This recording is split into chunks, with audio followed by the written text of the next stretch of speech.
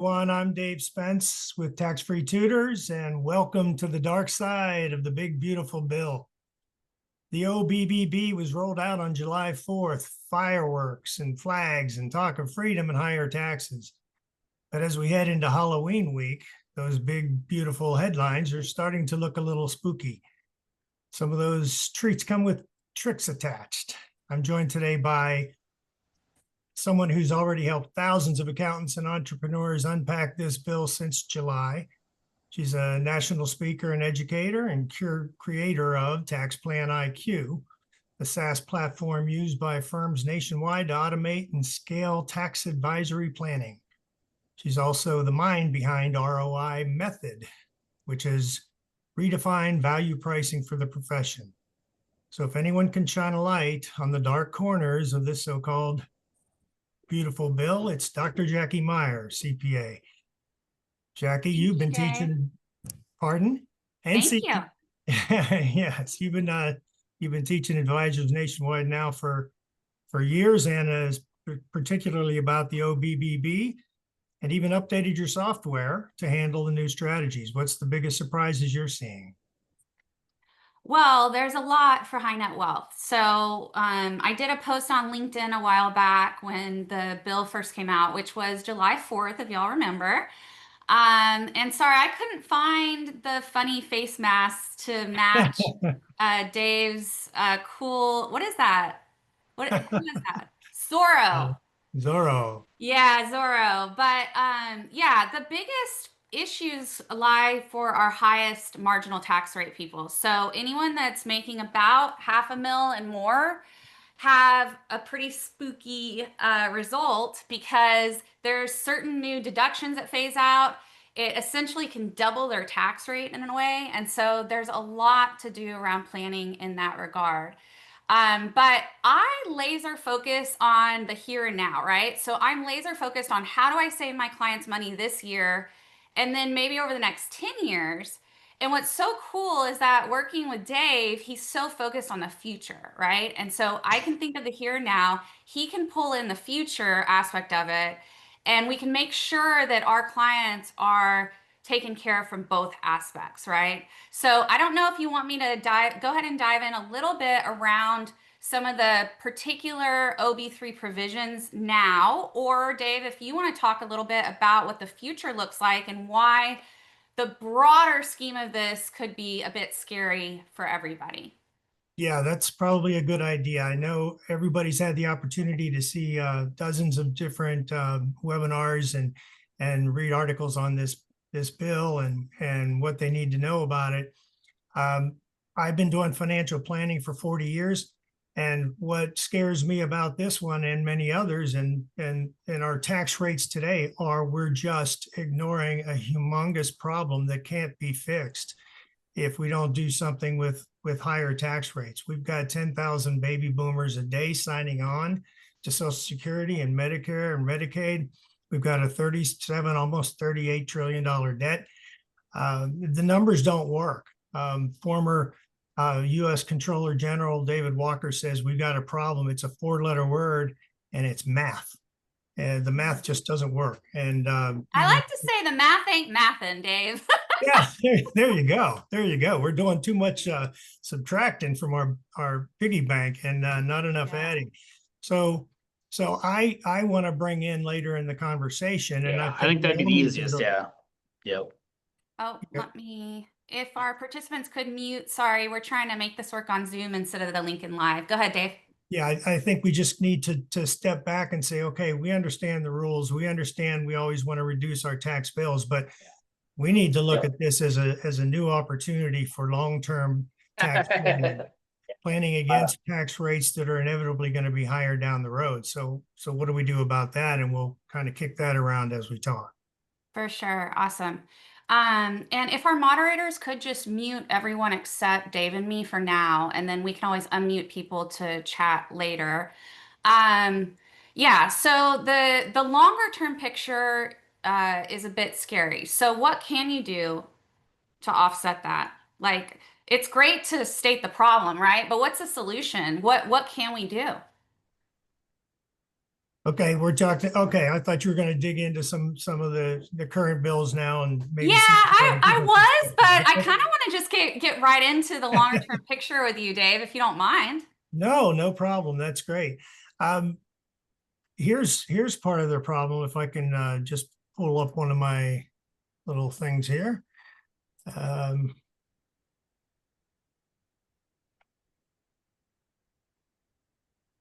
let me share my screen. All right. And welcome everyone. Sorry about the LinkedIn Live connection issues. It looks like we got a decent crowd here. I see a lot of friendly names and faces, so thanks for joining us. Please pop any Q&A in the chat and we're happy to address it as we go. Okay. Everybody knows we seem to have a little bit of political gridlock these days. You know, and it's growing in the wrong direction as well. Nobody gets along with anybody anymore in Congress and in the administration. Here we have the national debt clock, upper left-hand corner. We've got 37.9 already trillion dollars in debt. And and the ratio of that to the GDP right here is 120%. The target, most economists agree, is anywhere from 40 to 70%. That's a healthy level of debt to the gross domestic product. And so we're way over that. You can see back here in 2000 and 1980, 1960, they were all in that range.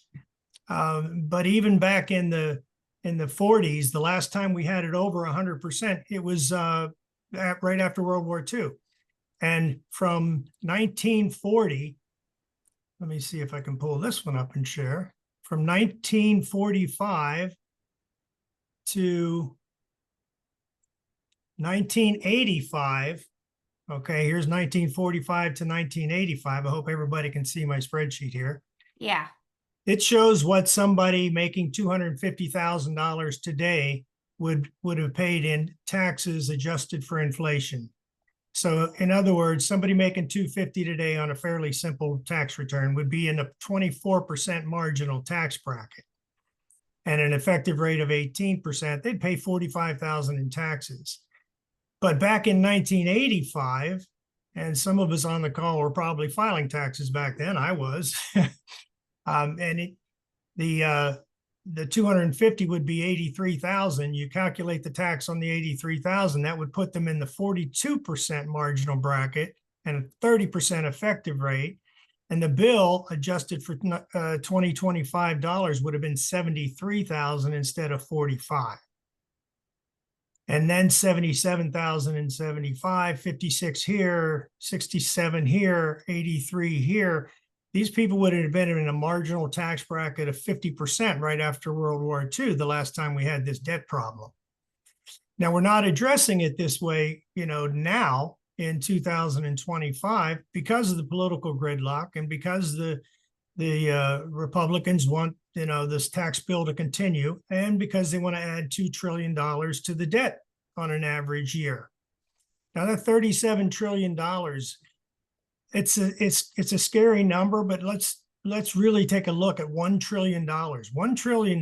1 million seconds is 11 and a half days. 1 billion seconds is 31 and a half years. And 1 trillion seconds is 317 centuries. So you think of the significance of $1 million compared to $1 trillion, it's 317 centuries versus 11 days. So we've got a $38 trillion debt, and we've got all these baby boomers that were just born after World War II, right? So they're all retiring now, and 11,000 a day are going on to Social Security and Medicare. So yeah. So Dave, if you don't mind, I want to just give a little commentary here. The first time Dave showed me this, I was born in 1983, so I was 2 in 1985, okay? I couldn't believe that what this is showing us is that we're actually in one of the lowest overall tax rate climates of history, right? Because it was up to almost 100% during World War II. We're seeing that in your adjustments here. It was about Yeah. 70% tax rates in the 70s, 50% in the 80s. And then, Clinton and Obama had about 39.6 ordinary rate. We're currently in one of the lowest climates possible. Is that true? Yeah, and it's adding a couple $1 trillion to our debt every year. Yeah. We're not doing anything about it, and it's all politics. If somebody goes in there and says, "Look, we got to start raising taxes," they're going to get kicked out of Congress. It's a cushy job to have. You got lifetime protections and income and everything else, but they just let this keep going. And now, if you look on the interest on this debt, here are the four biggest expenditures on this line right here. And it shows that Medicare and Medicaid are first, Social Security, defense used to be third, but if you look, the interest on the debt has now become our third largest expense. Now, these We're are still real seeing checks. your calculator, Dave. Is that what Oh. we're supposed to be seeing? Yep, sorry. Let me see, go back to here. I hate the share feature on here, but is this the debt clock now? Yes, you're back. Thank you. Okay, these are the four biggest expenses down here, and interest on the debt used to be the fourth, and it's now surpassed the defense budget. These are real dollars that we pay in taxes that have to be spent every year, and these numbers are growing so rapidly because you got 10,000 boomers signing on to Social Security and Medicare every day, every single day. Now, this is money, and a lot of this interest, by the way, is going out to other countries. So it doesn't even stimulate our economy. It goes to China and other big investors in our T-bills and stuff. So it's a problem that's just destined to get worse. And Congress doesn't have any problem letting the deficit grow by a couple $1 trillion a year. And I'll stop sharing there. But the point is that we need to think in terms of what if we go back to tax rates in the 80s, 40s, 50s, any of that time frame where we had to chisel down the debt. And we ought to be thinking as tax planners, what am I going to be doing for my clients? Here is a bill now, the OBBB and the tax rates of 2025. We know what they are, as complicated as they are, and as much as we dig into them, we need to be thinking in terms of what are the tax rates going to be in 10 years? When my client retires, are they going to be in a lower tax bracket? Or are they going to be in a higher tax bracket? What am I doing now with the lowest tax brackets? If I can save them a bunch of money by accelerated depreciation or some other tax strategy, maybe I should be using that as an opportunity to do Roth conversions or LIRPs.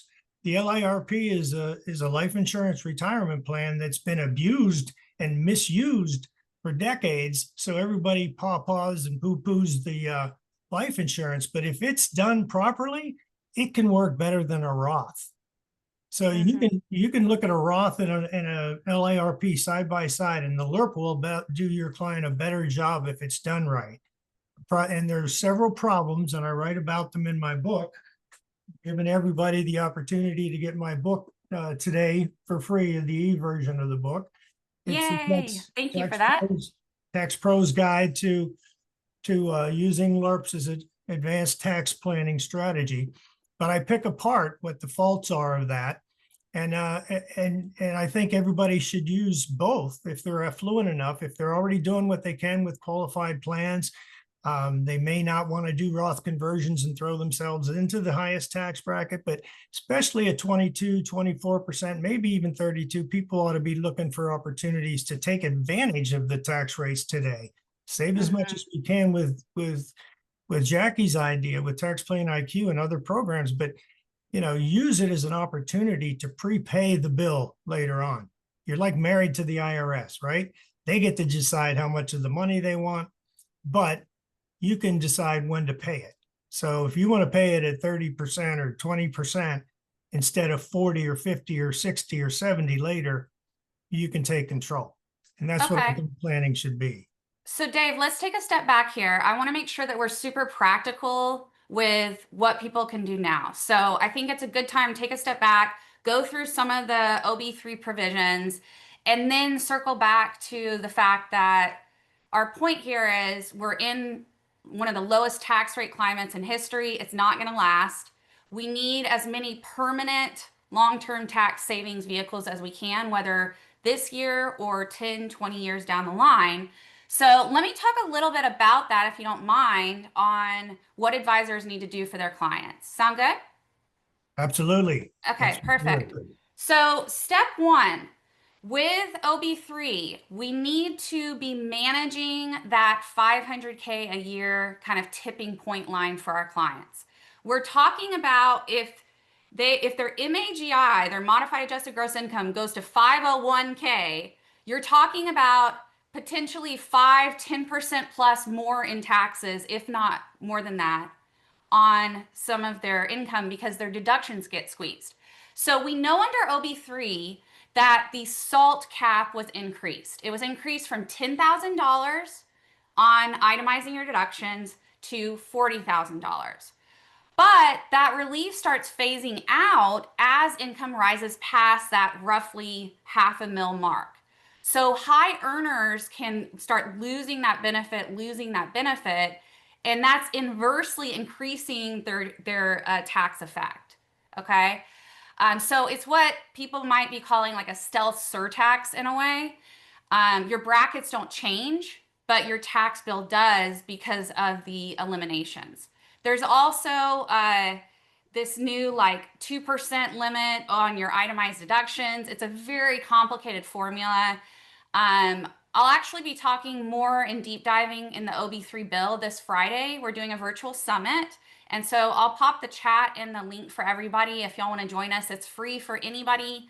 And I'll be deep diving into what those OB3 provisions look like. But manage that 500K tipping point. So write that down, number one. Number two, 100% bonus depreciation is back, but timing matters a lot. So we now can, again, deduct that full cost of qualifying equipment, vehicles, and improvements in the year that you buy them instead of spreading it out over many years, which is great, especially if you get a loan, because you're getting 100% deduction even though you didn't pay 100% out. It's great news for cash flow, but you still have to be strategic. Okay, so deciding when to make those purchases and put them to use is whether you're going to get that savings this year or defer it to next year. So deferring an acceleration of income and deductions is going to be extra important beginning right now in 2025. Dave, any commentary around those things before I move on to the next one? Nope. Okay. That's good stuff. All right, let's keep going. So number 3, estate and gift planning.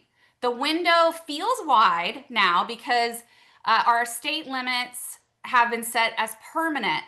But guess what? Permanent in Washington often just means until the next president or until the next bill, right? We've seen this time and time again over the last several years.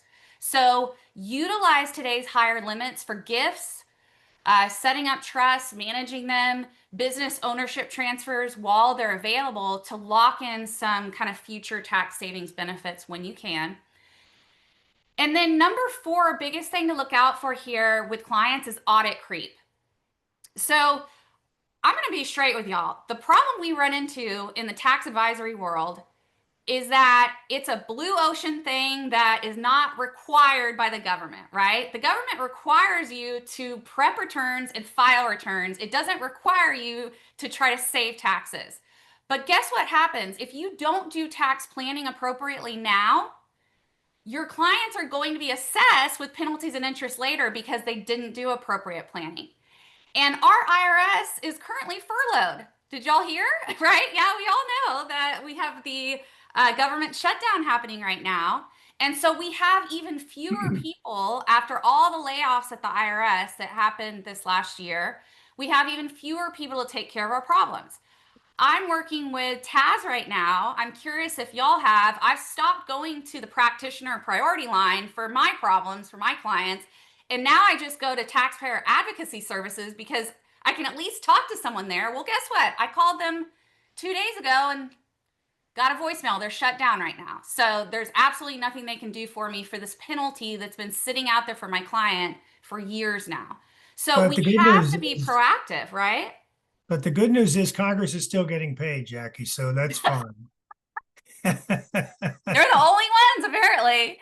So Pretty yeah, much. we gotta be careful and proactive. It's even more important to be proactive so that we don't have that audit creep set in, because we do have all the AI technologies. We just saw a news article come out the last couple weeks. The IRS is, putting some of the tech innovations on hold because they think that they're going to be able to do a whole lot more with some basic AI stuff to better audit us, to better, verify and track things. And so we will see that coming out. And I don't want the practitioners that are here with us or the taxpayers that might be listening to be caught up in that web of awfulness. Okay. So those are kind of the four main points that I wanted to make about kind of the OB3 bill and what you really need to keep an eye out for your clients on. Manage the 500K line, use 100% bonus depreciation intentionally. I could also say revisit entity and compensation, but that's more like deferring income, accelerating deductions when possible. But kind of the final thing that wraps this with a bow that I'll go back over to Dave for is that long-term tax-free bucket. So that's why I love LIRPs, the life insurance retirement plan. You're not getting potentially a tax deduction today, right? You're using after-tax dollars to fund the LIRP, right, Dave? Yep. And then it's growing and then potentially distributing tax-free in the future. That's what makes it special, right? Right. So tell everyone more about what the LIRP does for them. Okay, let me give you a little example here that I can share. This is you're seeing this little comparison here, I hope. Yes, it looks very complicated. So hopefully you're going to make it easy. It is. Now, the left side of this this thing is an opportunity. This is comparing somebody who's 55 years old, wants to set aside 50 grand a year. So we're talking about affluent people that have a little more money. They'd like to save. They'd like to shelter it from taxes.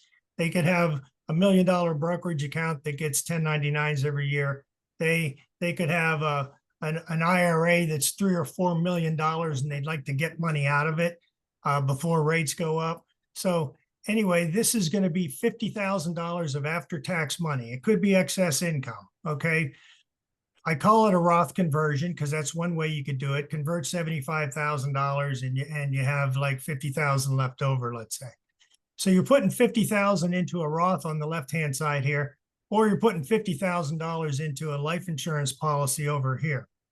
Now, for a 55-year-old male, the life insurance minimum death benefit under the MEC rules, modified endowment contract, those are limits that you want to acknowledge or stay within so that when you pull money back out, you can get it out tax-free as long as the policy stays in force until you die. Okay, so this is a minimum death benefit plan. So we get 829,000 and change on a 55-year-old male, and they can put in $50,000 every year as long as they want to, and then take money back out gradually tax-free. So the policy tells me if they both earn 6% on the Roth, 6% on the life insurance, after it gets all beat up with expenses and life insurance charges and everything else, it can earn 6% on the net. You can see that they put in $50,000 a year into each, and then they start pulling money out, $47,850. Now, I told the computer, if you're earning 6%, what kind of money could this take out without the policy ever collapsing, which is critical. So in this case, we were able to do that for 20 years out of the life insurance policy without it collapsing, whereas the Roth earning the same 6% would collapse in the 30th year and there'd be nothing left, while the life insurance policy still has over 250,000 in cash value, 350,000 of death benefit. Okay. So it's a very powerful comparison, and everybody says, well, why is that? Well, one of the things is on this side, we're assuming a 1.5% combination of advisor fee, which is typically in the 1% range, and expenses on the management of the funds, the actual fund expenses or stock expenses and so forth.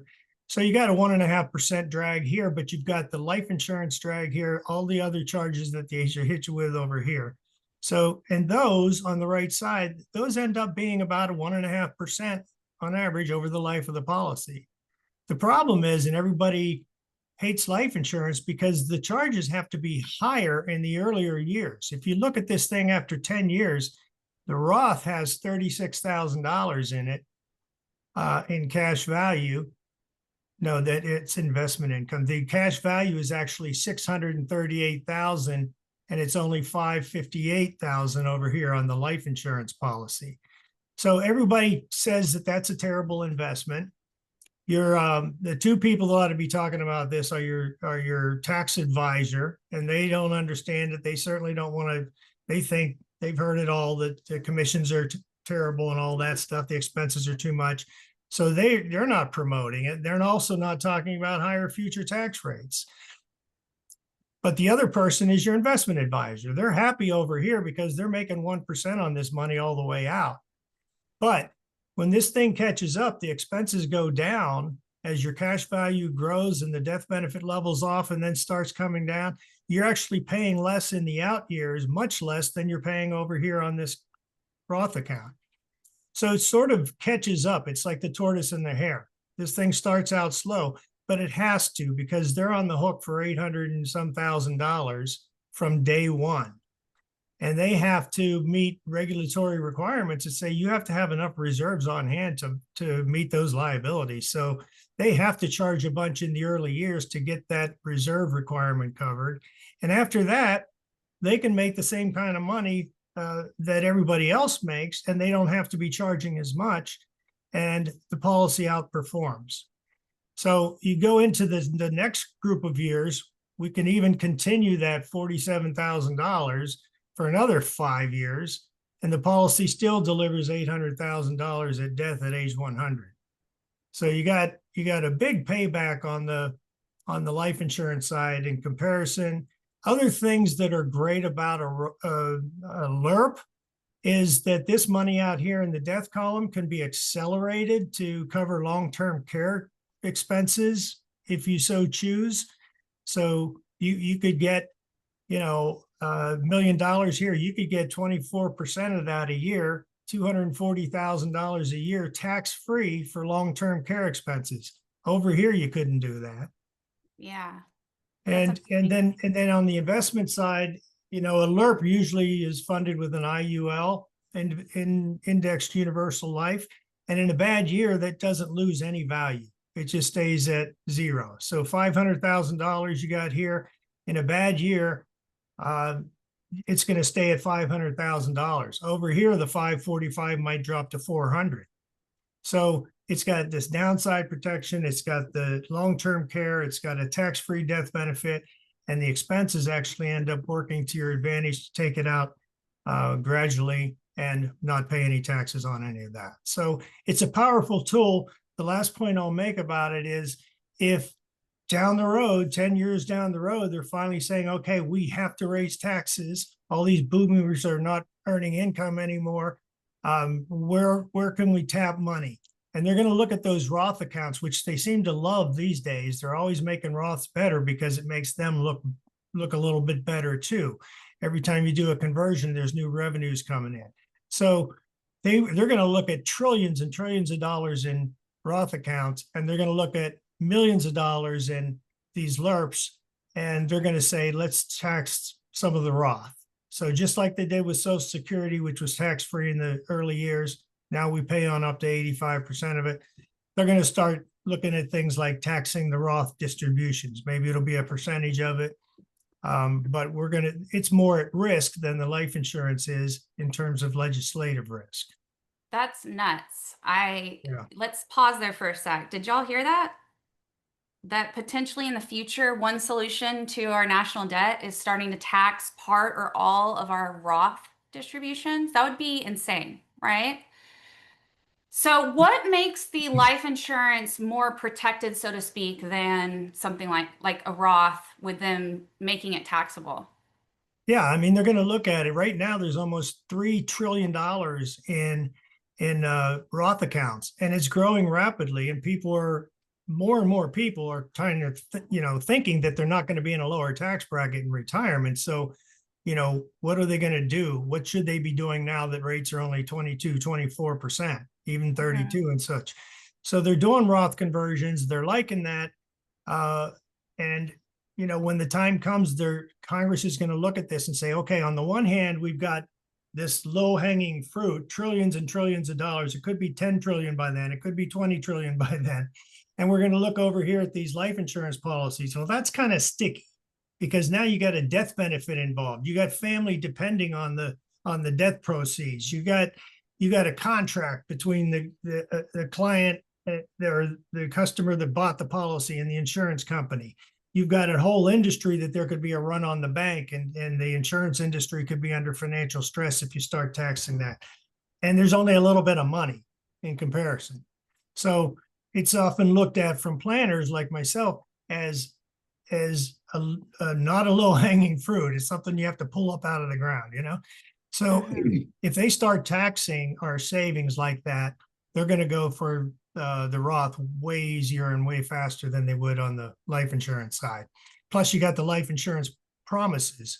Somebody got that policy in place. If you start taxing the money that they take out of it and they cancel that policy, there goes the long-term care that they had.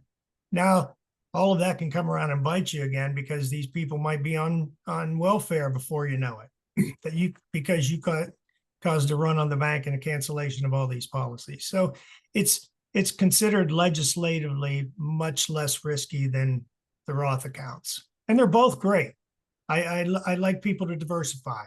You got advantages on the life insurance, you got advantages on the Roth. If you don't have enough money to do both, it's simpler probably just to stick with the Roth, unless you're fearful of needing that long-term care benefit and the protection on the downside in the investment markets. All of it makes sense to do both. Okay, cool. So what's kind of the minimum that you think is good for if you're talking to clients or taxpayers about kind of what's the minimum they want to commit to each year for a LIRP to be beneficial for them? Is it 10K? Is it 50K? It's usually something like that they can commit to and know that they can do it for some period of time. I mean, the sweet spot is probably somebody that has 50K a year is not going to scare them. Okay. But I've got people putting in $500 a month into these things just because they want, the long-term compounding of it and stuff. And I've got people putting in $100,000 a year. So it's all over the map. And Okay. the people that have the extra money, the people that are sitting on 1099 income that's thousands of dollars every year, and they just don't like seeing that, growing less rapidly than the government's taking it away, right? Sure. And people that have $3 million in their IRA, and they know that when it comes out, it's going to get hit with 40 or 50% tax instead of 24% or so today.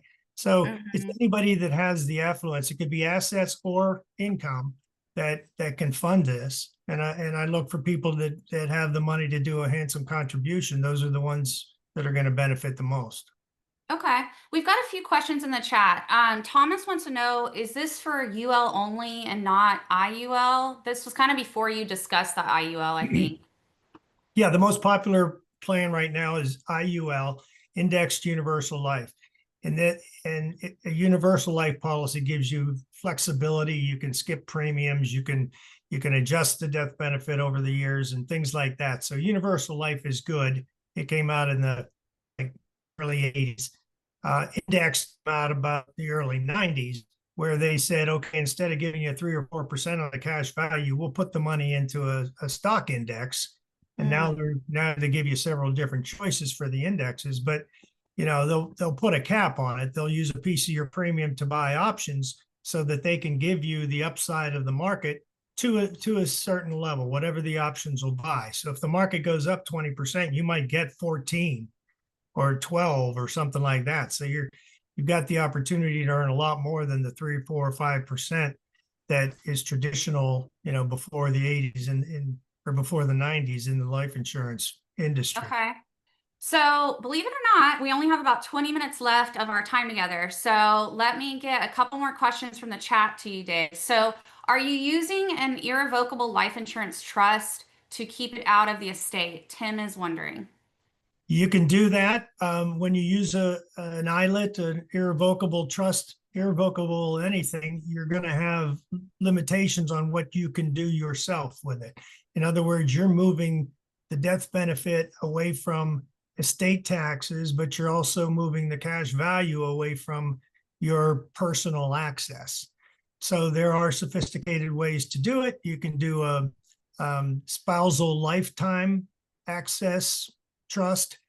That's popular on right now for sure. Yeah, the SLAT is very popular where I can have a policy on my life. My wife can be I can put it into a trust and I can give my spouse lifetime access to the cash value to do with as she pleases. So as long as my wife is alive, we have access to the cash and we can pull it out.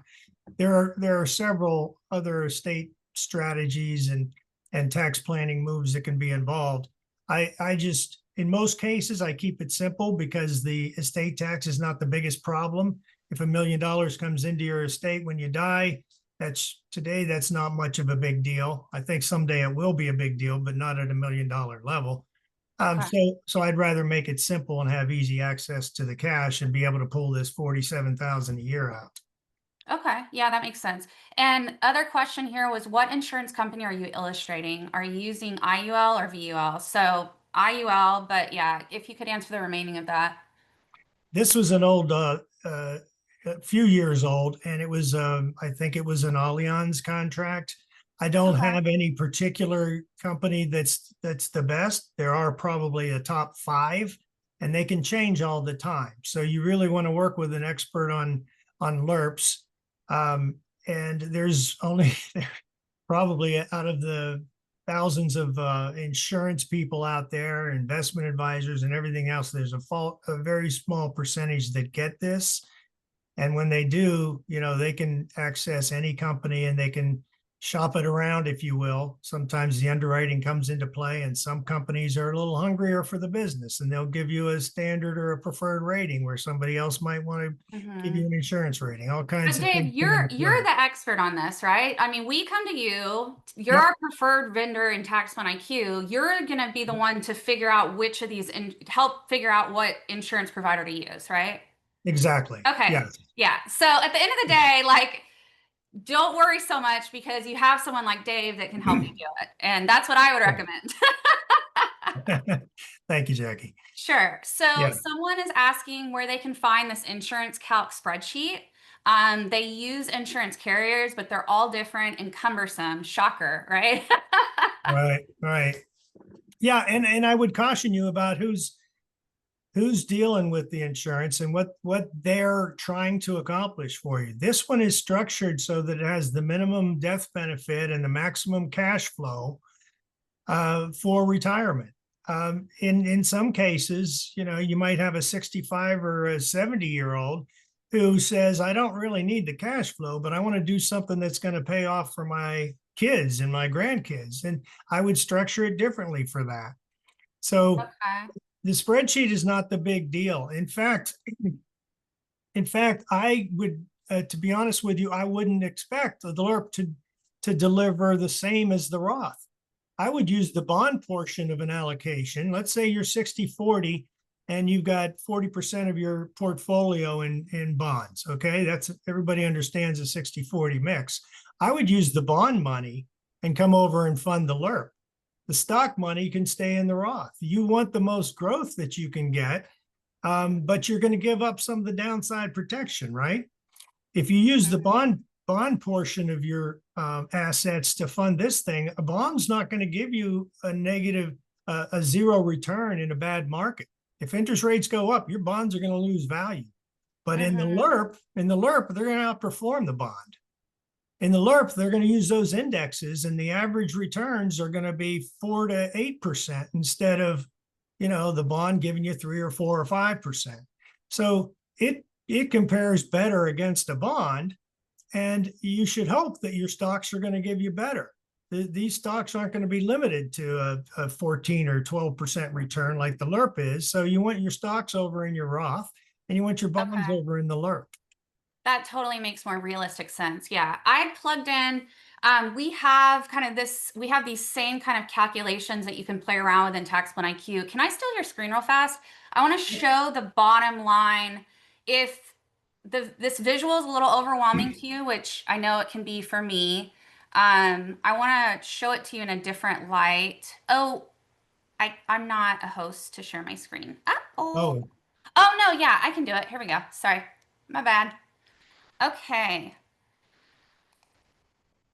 So this is TaxPlanIQ, the life insurance retirement plan with the wonderful Dave Spence as our preferred vendor is right here in our strategy library. But what I wanted to show you, actually, I'm feeling a little stressed today, so I don't know if y'all can feel the nerves, but it's because we did this big release to our AI chatbot yesterday, Jane, and she is now way smarter, way more thorough, and understands all the details of like these examples of a LIRP, the real world scenarios. You see how we have the same charts and graphs and stuff that Dave showed you here within TaxPlanIQ? So I was like, Jane, come on, Jane, give me bottom line tax savings for a LIRP contribution of 50K per year. So she took the example, which is, as Dave said, a little low on the 6% growth, but you might as well be conservative, right? Than be aggressive. So we got the 50K going in for 10 years, total premiums of 500K. We've got a 6% return. We've got the tax-free growth that's also happening. And so your LIRP becomes about 1.18 mil over that period. Then to a comparable taxable account, you're looking at maybe 950K value. And so this is like, boom, you have $250,000 of tax savings just from the contributions, tax-free growth that's happening on that side of the account. So I don't know if that's a little bit helpful for a different way of visualizing that savings, but it's big, y'all. It's really big. And then you've got the potentially what, like, I don't know if you'd call them, Dave, probably something other than tax-free loans, right? But explain that concept that you can utilize the money tax-free. yeah. When you take money back out of a life insurance policy, you can request a withdrawal, which basically is giving you the same money back that you put in premiums. So you can get your basis out tax-free, or you can take it as a loan, or both. Most of the policies work best as loans because of this.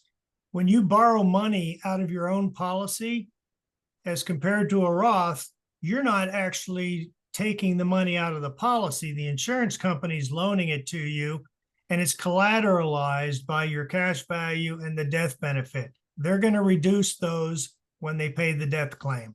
So they're loaning you money out of their own cash register, and your money stays invested.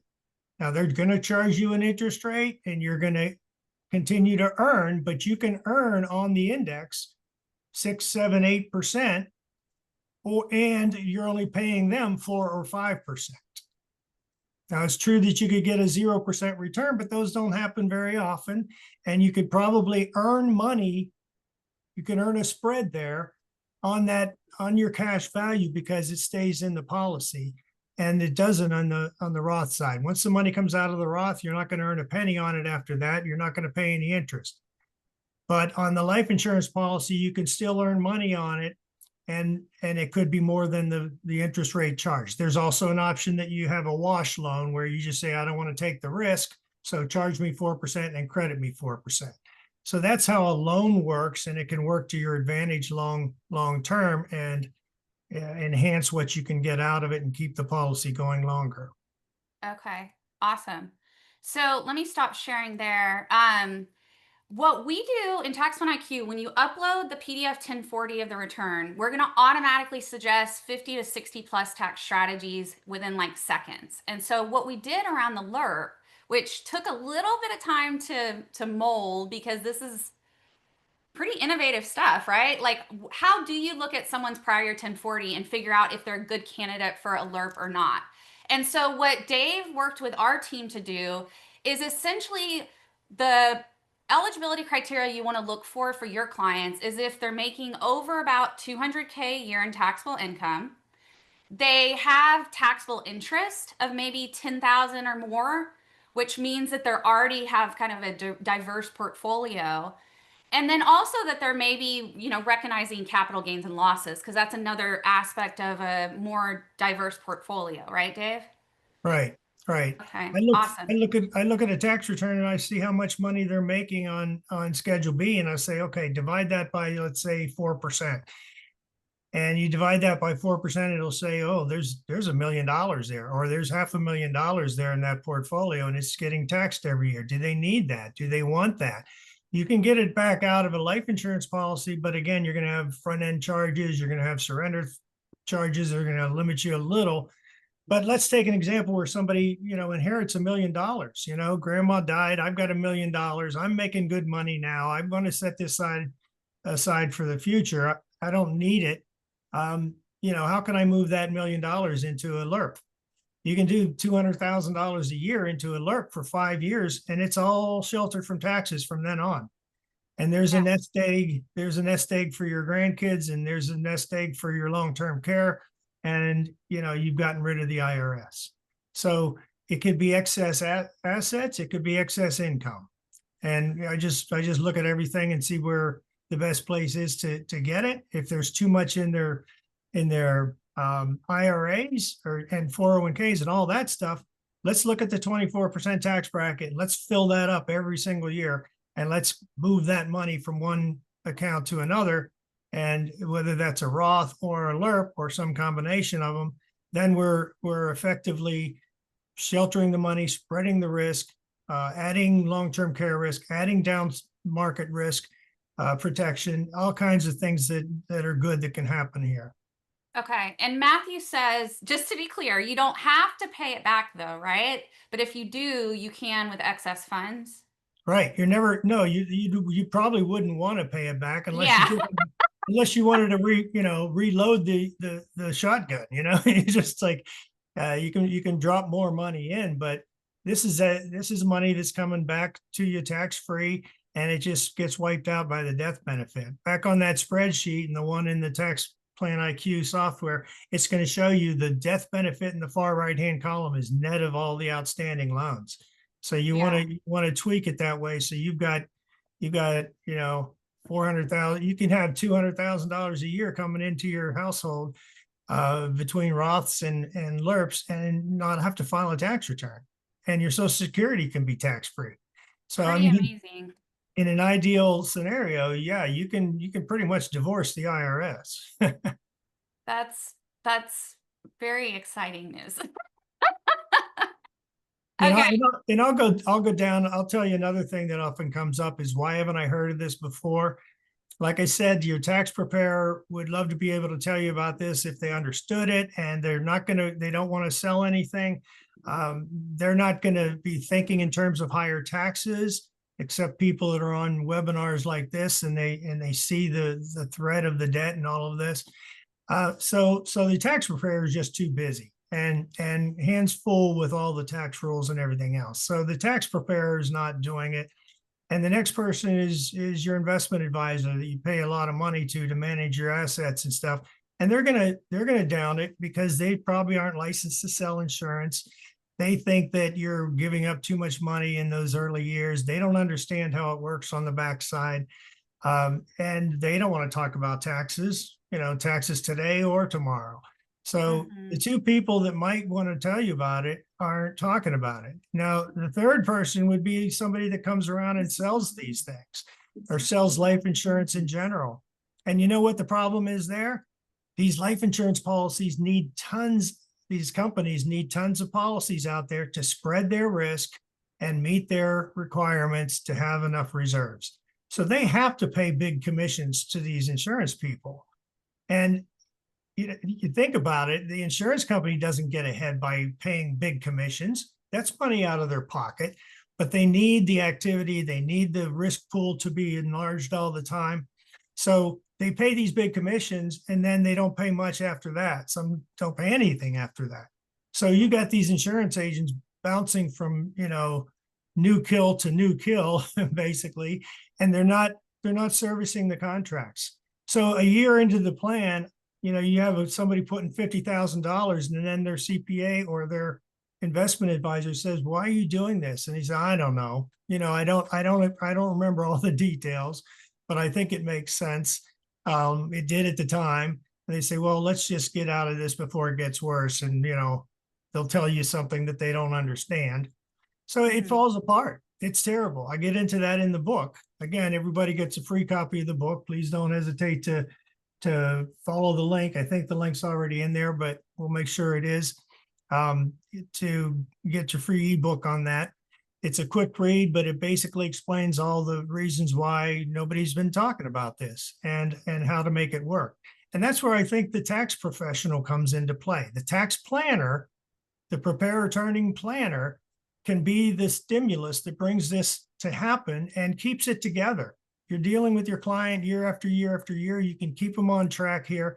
You can help fight off the naysayers that are actually just hurting us.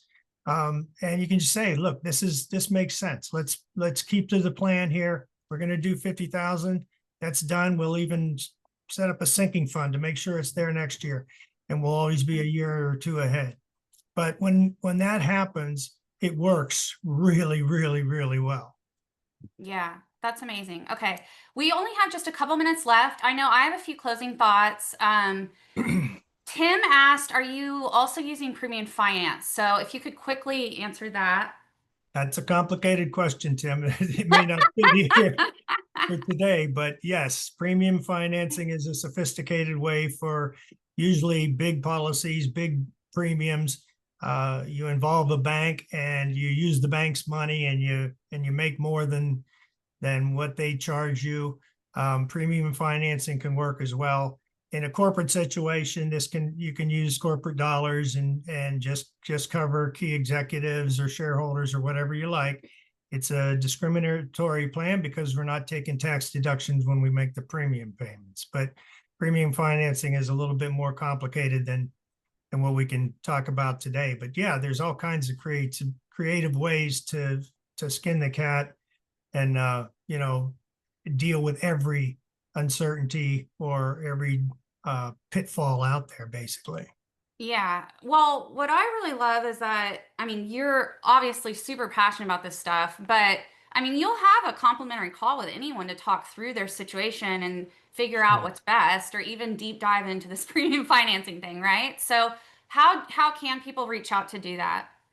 Yeah, I will take a minute as you're talking next and put in my calendar link. Perfect. Okay.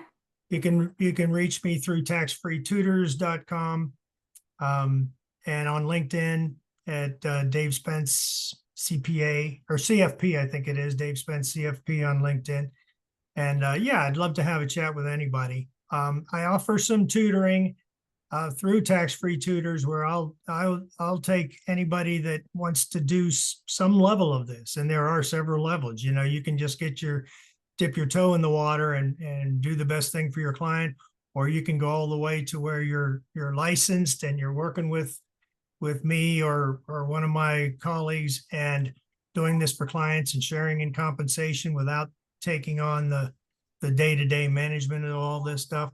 So look at taxfreetutors.com, and you know, there's a lot of different things we can chat about, but I'm happy to have a cost-free chat to, you know, meet and pick brains. That's awesome. Okay. Yeah, people in the chat are saying they have to leave soon, but appreciate the time. So in closing, I want to kind of recap what we've talked about today and what next action steps are. So we're in one of the lowest tax rate environments in US history, and that's not going to last. It's not possible with the deficit that Dave showed us that it's going to last. OBBBA, or OB3 as I like to call it, extended lower tax brackets and higher exemptions, but those deficits are ballooning and the IRS is going to be under more and more pressure to collect. So that's where the spooky side of everything really comes into play. There are increased savings now through the bill. So it's time to use that window, lock in permanent tax savings. not by just waiting for refunds, but using proactive strategies, right? Shifting income, accelerating deductions, building tax-free income streams while rates are historically low. Now, the LIRP, the Life Insurance Retirement Plan, is going to be a tried and true formula across the board, no matter what kind of government provisions we're in or furlough or whatever. So it's what's going to give you that tax-free growth year to year and hundreds of thousands later. It's a very, very powerful strategy that too many people are overlooking. So please take a look at it again or talk to Dave with a complimentary consult. OB3 does get you some cool stuff. We've got the new business interest deduction that's back. We have domestic R&D expensing that's back. We have energy credit sunset planning that we need to do before year end. We have the higher SALT cap. We have new credits and deductions for seniors, dependents, car loan interest from US manufactured vehicles. You can deep dive with all of that if you want immediate tax benefits for your clients. This Friday, we're actually hosting a virtual summit free for everybody, anyone at TaxPlanIQ. I'll pop the link to that in the chat. I would love to have y'all join us there. But we need to continue focusing on permanent help for us and all the other US taxpayers, because it means tens of thousands of dollars in potentially lost savings each year. And Dave, what are your final thoughts?